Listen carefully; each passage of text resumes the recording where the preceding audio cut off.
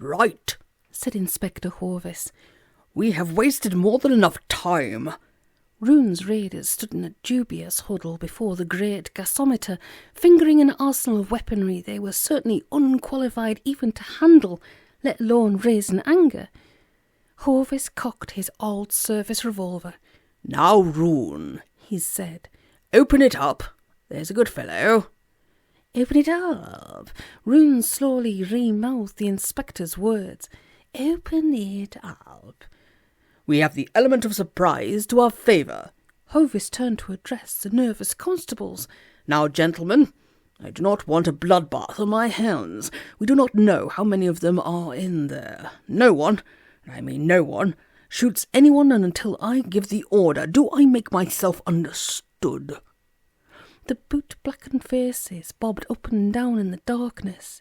Constable Meek straightened his Rambo-style headband and wondered which end of his Kalashnikov was the killing end. "Okay, Rune, take us in." "Yes, indeed," said the perfect master. "Indeed, yes. Take us in. Now, let me see." Professor Slocum studied the blueprint. He and Pooley stood within the shadow of the entrance hall. Above them the Hartnell air car roosted quietly. "We go this way, Jim. Now try to keep your bearings. We may have to return at some speed." Pooley tucked the car's ignition key safely away in his top pocket. "Exactly where are we going to?" he asked. "To the very heart, Jim. The very hub. The core which lies at the centre of the arena. This arena." He pointed to the blueprint. "But there's nothing there but a black spot." "Indeed." The professor nodded gravely. "This way now. Follow me." The two men passed between the titanic structures. Their entire design and geometry was strange, unnatural, alien. Jim ran his hand along a handrail and speedily withdrew it. "It hums," he said. "It vibrates. It knows we are here." Jim shuddered. "And what's it all made of, Professor? This isn't metal or glass. What is it?" "Horn, bone, chitin. It is organic," said the sage. "I don't think this stadium was built in the true sense of the word. I think it was grown." "Then it is..." The word did not come easily to Pooley's lips. "Alive?" "Not quite. It is dormant, moribund if you like. It sleeps." "I do not like." Tim tottered along behind the professor, who moved with certain long strides. "What about when it wakes?" "That, my dear Jim, is what we are here to prevent. We must not allow Calaton to activate it, animate it, whatever you will." "This big shot of his that will ring out across the universe?" "The very same. A shot of energy, some activating chemical agent, or pre-programmed codification. Whatever it might be, we must prevent it." "It's ever so quiet," said Jim. "There must be thousands of people up here. How come we haven't seen anybody?" "I would suggest the use of a soporific gas, introduced into the air conditioning at night to prevent any of the athletes wandering. We will not enter the dormitories to find out. Now, wait." Jim looked up. Somehow they had now entered the great arena. As usual, Jim had been doing too much talking and not enough paying attention. He was lost, and now he was speechless. A low gasp arose simultaneously from two throats. They had entered a world of dreams. Above them spread the weather dome, but from below it did not look like a glass canopy, more like a transparent membrane breathing gently. And the arena itself, its scale was daunting, impossible to take in at a single viewing. The seating rose in great rings, rank upon rank, tier upon tier, about a circus maximus built for titans. The scope and symmetry was fearsome, yet it was fascinating. "Oh, indeed," said Professor Slocum. "Oh, yes, indeed." "Why?" Pooley asked. "Why do all this, if it is only meant to destroy?" It can destroy 1,000,000 people here at a single go, but the whole point is that the entire world will be watching. More people watch the start of the games than any other single event. They would have to have something to look at. It is inhuman. Oh, too big. No human architect was a part of this. No, Jim. It is as if all previous architecture was just a dry run for this.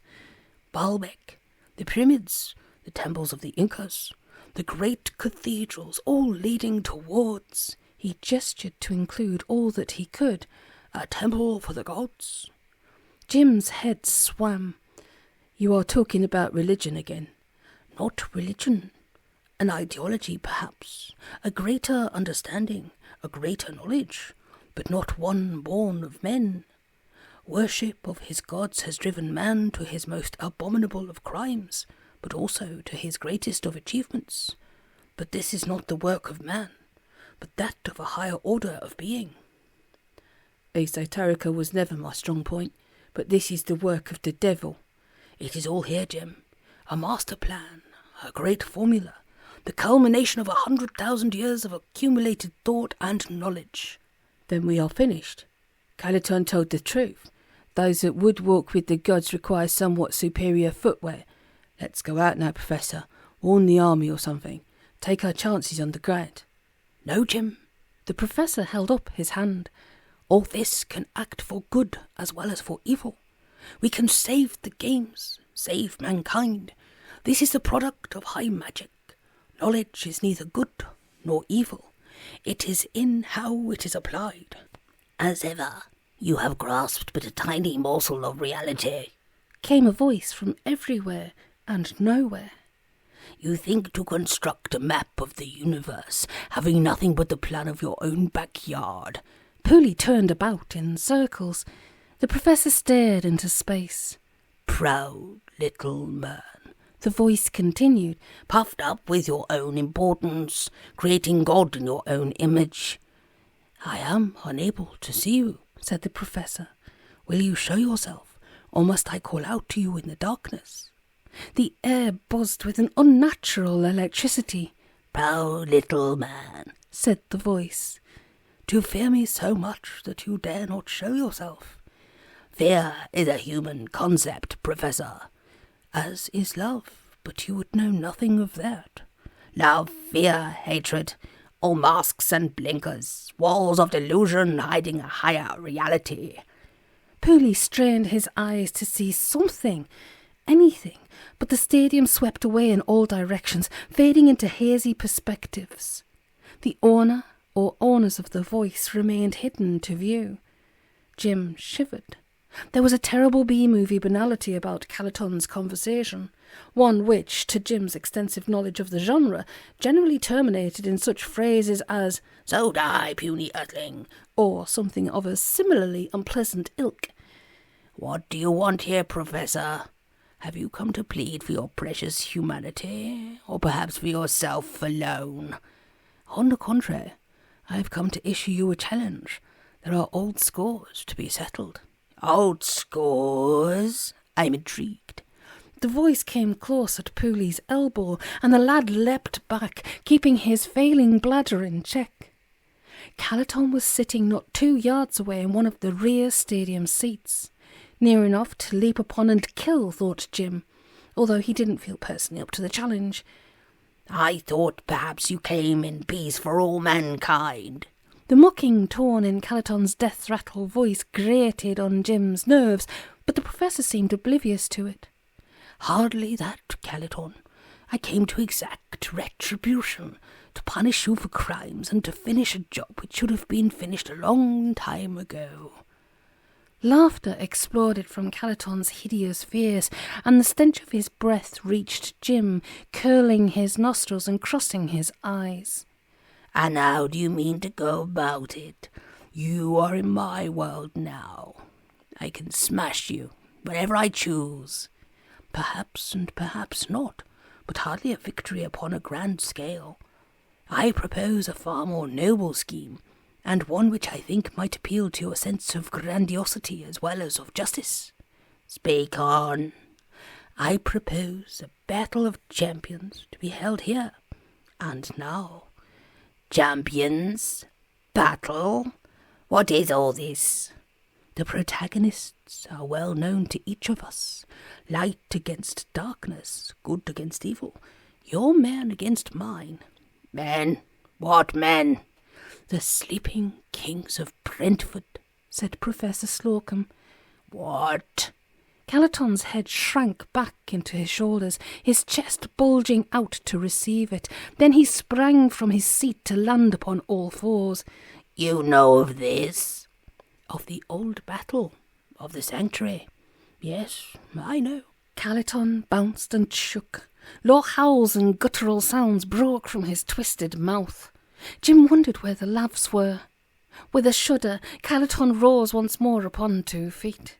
He stared at the professor, trembling and shaken. There was a battle once, he whispered, long, long ago, when your people and mine fought, but then you were defeated.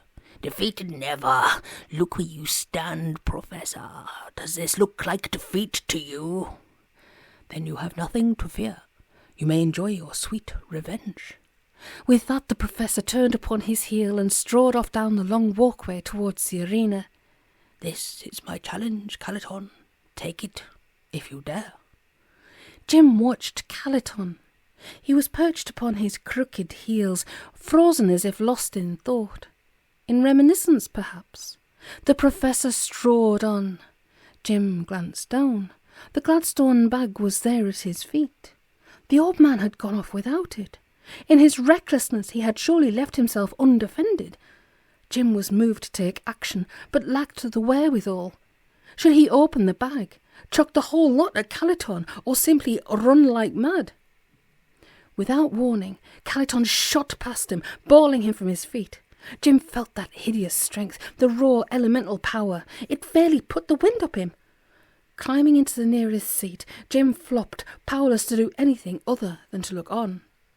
Moving with a fearsome energy, Calaton bounded down the walkway after the professor. "Raise your warriors," he crowed. "Raise your dead king, your champion. This time the reckoning will be swift and bloody." Pooley sank into his seat and sought his hip flask. And now Professor Slocum was standing upon the artificial turf of the sports ground, arms raised towards the sky. Calaton bounded about him like a monstrous hound, calling insults and provocations, and light was growing in the arena. A curious glow illuminated the 2 tiny figures, foreshortened to Jim's fearful gaze. Pooley popped the cork from the hip flask. I wonder what the poor people are doing tonight, he wondered. Professor Slocum mouthed the syllables of an ancient spell. And good King Bran had a battle-axe, King Balin a mighty sword, and the warrior kings rode out to war, and they met at the river's ford. And there came, as sounds and as movements, a great restlessness within the very bowels of the earth, a rumbling beneath the streets of Brentford. Old Pete's dog Chip set up a plaintive howling which went unheard by his snoring master, the Hartnell heretofore having been switched off for the night. At the pumping station, the mighty beam engine gasped in a lost Victorian voice, and beneath the water tower something stirred. Beneath that tower of stone, forces long slumbering came into wakefulness, a sound, a call, an awakening. Outside the teepee at the bottom of the garden, 2 braves ceased their dance and stood sweating beneath the stars. Their faces shone. "And now it begins," said Paul Geronimo. "The dance is over, the great old ones return, and now it begins." And so it did begin. From behind the yellow varnish of old portraits, unviewed for a century in council cellars, faces gazed forth, eyes blinked open, musty tomes and librams heaved, pages turned. Out of the coffers of the museum, dust-dry hands reached up to take rusted weapons, the rotting halberds, the lances and war swords, memories unstirred for a millennium, memories hidden in old walls and crumbling, fallen waterfronts, in grassy mounds, in dolmens, long barrows, hill forts, earthworks, and holy groves. Memories. And the warriors beyond memory awakened. returned. The warriors arose from their unmarked graves, and through the walls and floors, the stairwells and window casements, from out of the worn flagstones and cobbled courts, the warriors breathed life. And up through the tarmac which smothered the old thoroughfares and swallowed up the ground of Brentford, where once stretched dew-dappled hedgerows and cornfields mellow with golden harvest, reaching out to the gently flowing Thames, came Bran. Bran, the brave and just, the slayer of men, Bran with that great head of his, which still spoke on long years after it had been parted from his body. Bran with those great arms of his, which had broken men and cradled babies. Bran with his wild blue eyes and even wilder hairdo. Bran the Blessed, Bran of Old England, King Bran of Brentford. It was definitely him. King Bran's great hand closed upon the shaft of his battle-axe, drawing it from its museum case. He raised it to the heavens, stretched up his arms, those arms of his with their steely thews, their cords of muscle, their knotted, tightened sinew. Raised up that great head of his, with its wild blue eyes, sweeping whiskers, and quite improbable coiffure, and he called with a cry of triumph, "To arms! To arms!" Rune's raiders bumbled about in the shadow of the gasometer as a seismic tremor rumbled beneath their feet. "Something is occurring," said Inspector Horvis. "Rune, open the door, or I will not answer for my actions." He turned his pistol upon the mystic. "Make haste now, or it will be the worse for you." Rune threw up his arms and in desperation addressed the gasometer. "Open, Sesame," he cried. "Open, Sesame." Inspector Horvis raised his pistol. "You ruddy pillock," he cried. "And good King Bran had a snow-white steed." Now the warriors were mounting up their horses, steeds reformed from the dust of ages, reanimated by the words of the professor's calling, and the horsemen moved out towards the stadium, towards the new lair of their ancient enemy. A dusty legion passing through a dream world, at once foreign yet oddly familiar, and they were of heroic stock, sprung from that mould long broken, long crumbled into nothingness, these knights of old England, of that world of forests and dragons, of honour and of noble deeds. Holy quests, and the dust fell away from their armour, from the dry leather harnessings, from those regal velvets, and the golden crown of kingship, with its broken emblem, rested upon the brow of Bran, the once and future king. And the kinsmen and the men-at-arms, the knights royal, breathed in the new air, the new unnatural air, laden with strange essences, flavours of this crude, uncertain century, and they rode on without fear. The boys were back in town. High in the stadium, Pooley gulped scotch and wondered what was on the go. The professor stood alone at the very centre of the stadium, but Calaton was nowhere to be seen. The stadium was silent as the very grave, and had just about as much to recommend it, for in the stillness there was something very bad indeed. "By the pricking of my thumb, something wicked this way comes," said Jim, and he wasn't far wrong, for now came a chill wind and the sounds of distant thunder. Pooley gazed up towards the weather dome, but it had completely dissolved away. The stadium was now open to the sky. Lightning troubled an ever-blackening firmament, and the stars came and went as trailers of cloud drew them across like darting swords. "Looks like rain," said Jim, "which would just about be my luck at present." And then Jim saw it, the cruel dark shape cutting through the midnight sky, the great crooked wings sweeping the air, the long narrow head, the trailing feet, eagle-taloned, lion-clawed, the thin barbed tail streaming out behind, the griffin. Pooley ducked down into his seat. Further praying seemed out of the question. God was no doubt sick of the sound of Jim's voice. Pooley's nose came into close proximity with the Gladstone bag. "Professor!" Jim sprang up, scanned the area in search of the sage. The old man had vanished. "Oh dear," said Jim. "Oh dear, oh dear, oh dear." And now he could hear the sounds of the flapping wings, and further shapes filled the sky. The legion of King Balin roared the sky above Brentford, the legion of the forever night, raised by the force words of the arch-fiend Calaton, and at the van beyond that the most terrible of beasts roared Balin. Balin of the Black Hood, Balin whose eye was night, Balin whose sword blade was the length of a man, although considerably narrow in width. King Balin of the iron tooth, the bronze cheek, the ferrous metal jaw, Balin the all-round bad lot. King Balin led his evil horde down towards the army of his enemy. "I'm going to count to 5, and then I'm going to shoot your head off," said Inspector Horvis. "I should like to say that there is nothing personal in this, but I would not lie to a condemned man." "Abracadabra, Shillimalacca, come out, whoever you are," cried Hugo Rune. 1, said Hovis. "and I mean it." "Shazam!" cried Rune. "Higgledy-piggledy, my fat hen." 2, 3, I'll huff and I'll puff. 4, 5. "There, sir," shouted Constable Meek. "I'm there, up in the sky." "Birds?" said Horvis, squinting up.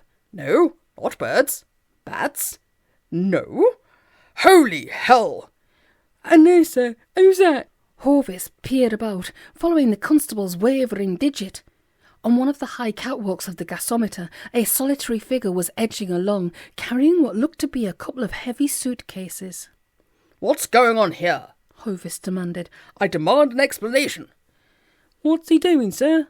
The solitary figure was lowering one of the suitcases down the side of the gasometer on a length of rope. "Is this your doing, Rune? Rune, come back. Stop that man. Constable." "Blimey," said Meek. "And will you look at that lot?" Along the queue road came the army of King Bran, riding now at the gallop. The war horses heaved and snorted, their hooves raising sparks from the tarmac. The riders turned their noble faces towards the sky and raised their swords. King Bran ran a tail comb through his gorgeous locks and urged on his charger.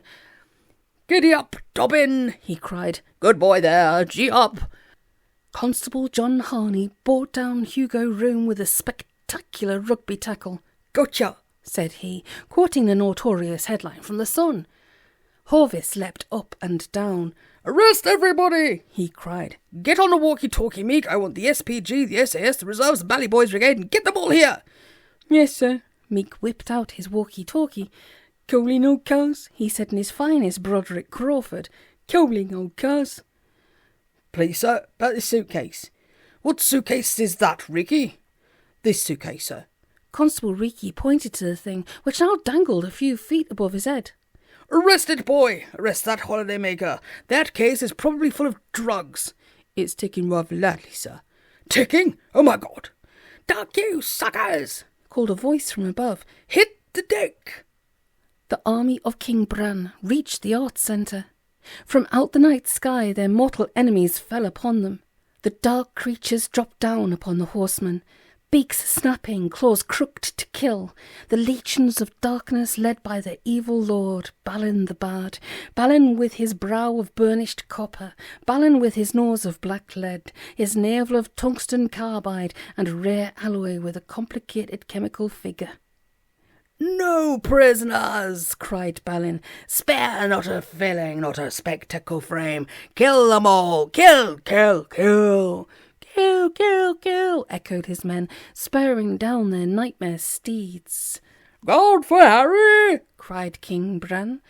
Tick-tock, tick-tock, went a certain suitcase. Professor Slocum laid a hand upon Pooley's shoulder. "I think I have him distracted," he told the flinching, cowering Jim. "We must get to work." "All work and no play," said Jim painfully. "The hours in this job stink, but the pay is good. Come, Jim, bring the bag. We must penetrate to the heart of the stadium." "What's going on downstairs?" Pooley asked, gesturing in a downwards direction. "I saw all these flying things and now it sounds like a terrible punch-up." "It's only just the beginning. Come on." "Not quite so fast." Calaton rose up before them. "Don't take another step." Help is on the way, sir. Constable Meek crawled over to Inspector Horvis. Commander West is coming over in person.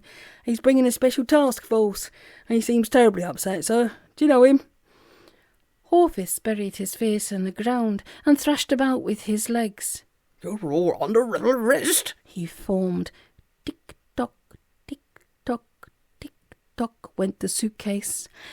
And now the end is near, and you must face the final curtain, said Caliton. Tomorrow belongs to me. You are yesterday once more. I'll name that tune, said Jim. So die, puny earthlings. Caliton raised his crooked arms. Don't do it. Stay back, shouted the Professor. Jim, the bag. Jim tossed the Gladstone to the old man. It sailed through the air and departed into the darkness. Sorry, said Jim. I suppose that means we're in trouble. Tongues of fire grew from Caliton's fingers, leapt into the sky, veered down towards the two men.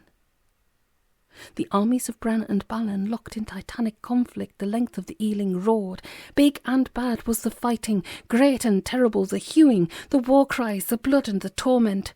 There was cleaving and cutting, hacking and stabbing. Old Pete turned in his sleep.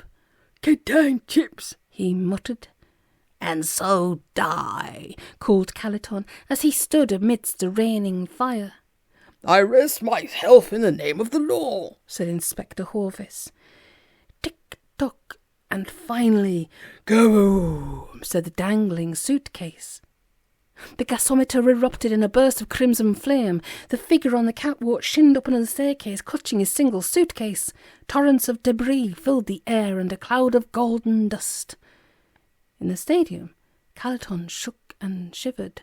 The flames about him guttered and died. You have done this. You have tricked me. The tower, the sanctuary. I don't think I'll ever understand that, man, said Jim.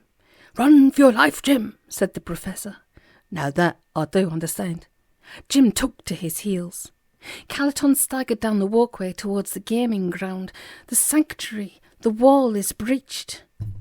Blimey, said Constable Meek, emerging from a pile of golden debris. Look in there. Horvis raised his charred head and gazed at the gasometer. A great hole yawned in its side, and from within glowed. Gold? Cried the inspector. It's full of gold. Gold spilled from the ragged opening, but it was not just the gold from the robbery. This was a king's ransom, a god's ransom, the gold of centuries, the very gold of the gods, the Griffin's golden hoard.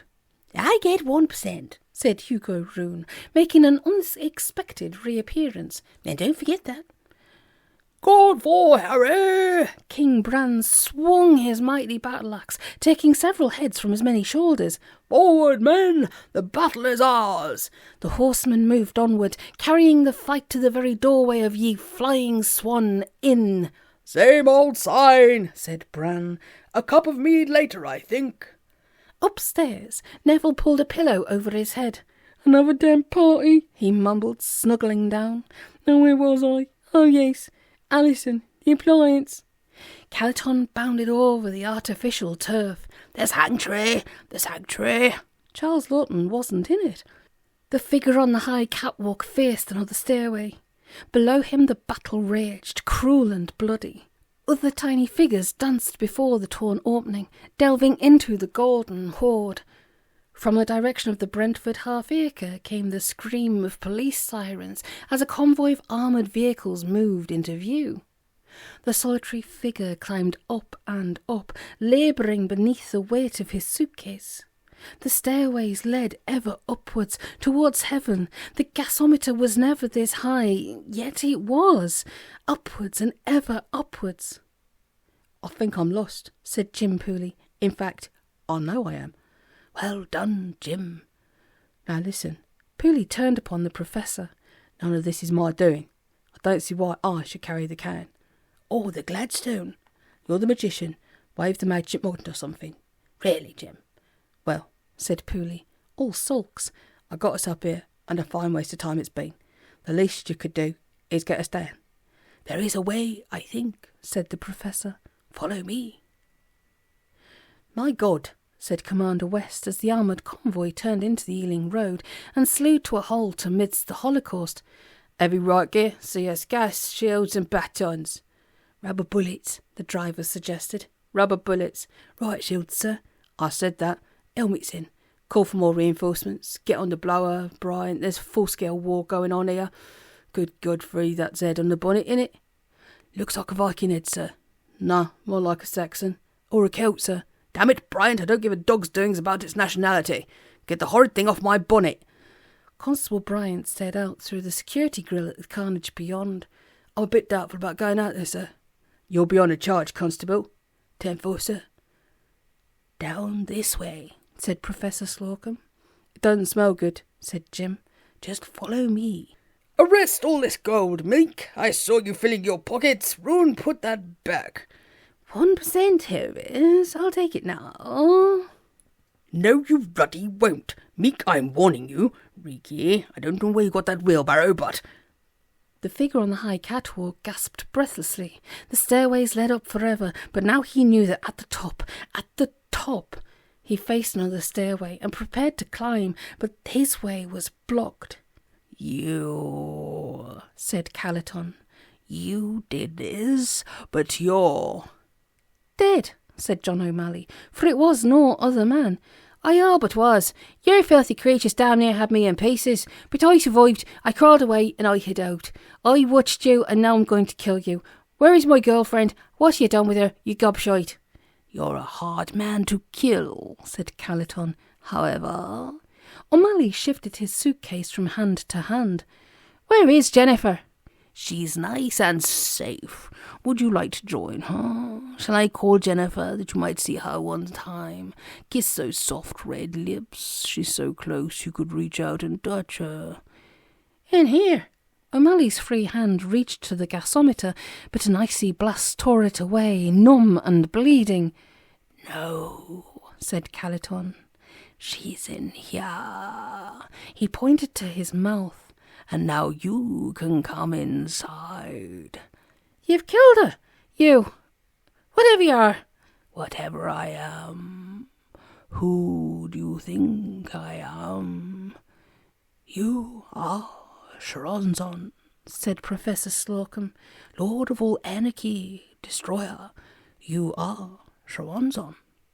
Calaton spun about.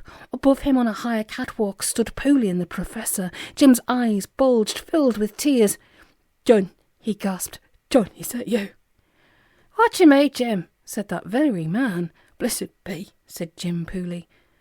"I am the soul of the world," cried Calaton in many voices and many tongues. "I am Sharonzon, I am Baal, I am Kali, I am Shiva, I am all that has gone before and all that is yet to come. Ruination lies in my hands, ruination for you and your kind, you dirt, you worms, your time is at hand." "Where's my girlfriend?" "My future wife?" asked Jim. "He's got her." "I am yesterday and tomorrow, Alpha and Omega. You are finished." Calaton twisted, distorted, the hideous mouth opened wider, swelled as if to encompass everything, the Burra, the earth, the universe, the whole damned lot. The earth trembled. The warriors beneath gazed up towards the iron tower. The riot police, prepared to batter skulls, halted in mid-swing. Rune made sacred signs. Meek continued to fill his pockets, for the meek shall inherit the earth after all. Orvis considered beekeeping on the Sussex Downs. Behind Pooley's left ear, a particle of dirt resembled the exact shape of the lost continent of Atlantis. "I am Sharonzon," cried the voices of Calaton, the voices of the millions gone forward into the oblivion of yesterday. "We are the planet's revenge. We have no more of you. All die." "But you first," said O'Malley, priming the suitcase and thrusting it into the ghastly void which spread before him, the mouth of hell. The facade of human resemblance fell away from Calaton. He was an unearthly shape, an elemental, the bogeyman, the nightmare of children, the dreams of the mad, the delirium of the dying. He was all that was opposite, life in reverse. "You cannot stop us. You cannot reverse the process. A great shot will ring out across the universe, and all will die. Forever die. Be gone. We are your nemesis. Pooley swung down from the catwalk, struck the swelling creature from behind and catapulted it into space. Calaton flew into the air, a whirling mass of neutrinos, primal flux, ancient evil made flesh, a formless horror that was many forms, many pasts and presents, and somewhere in that hinterland of time, lost between seconds, between yesterday, today and tomorrow, Omally's suitcase exploded. It might have been in Brentford or anywhere, even in the unknown world or the partially explored cosmos, but it was within the universe that was Calaton. Great streamers of trailing sparks spun across the sky, the gasometer rocked and shook, the stadium shuddered and trembled, the air swam with visions and dreams and memories. Pooley clung to the rocking staircase and saw it all, the world as it was, torn by elemental forces, a battlefield of unreason. Man's ascent from the darkness towards a glorious future, and he saw much more. The mistakes of generations who had lost their way, the terrible mistakes which had led to this. Pooley saw it all in the split second, all the lifetime, all the eternity. It was all one and the same. The streaming motes which were Calaton, Beelzebub, the old serpents, the Greeks, rained down upon Brentford, flowed in a pure golden shower, dissolved and were gone. The stars returned, reason returned, truth and tomorrow returned. With a startled cry, Jennifer Naylor returned from a deep, dark, unknown place and fell into O'Malley's arms. There was a bit of a hush. Commander West stood in the now empty Ealing Road, wondering where Armageddon just went. "Shall I cancel the reinforcements?" asked Constable Bryant. In the teepee at the bottom of the garden, Paul Geronimo said, "It is done, the gods are happy, and now we smoke many pipes, and possibly get some keep," his brother suggested. Neville turned once more in his sleep. "Alison," he said, "you naughty girl."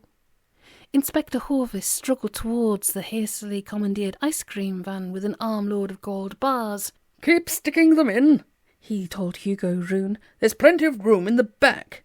"Do I understand that you are taking an early retirement?" the mystic asked as he loaded. Professor Slocum turned his face towards the heavens. "It is done, I so believe," said he. "It is done." "Does this mean I'm a millionaire?" said Pooley.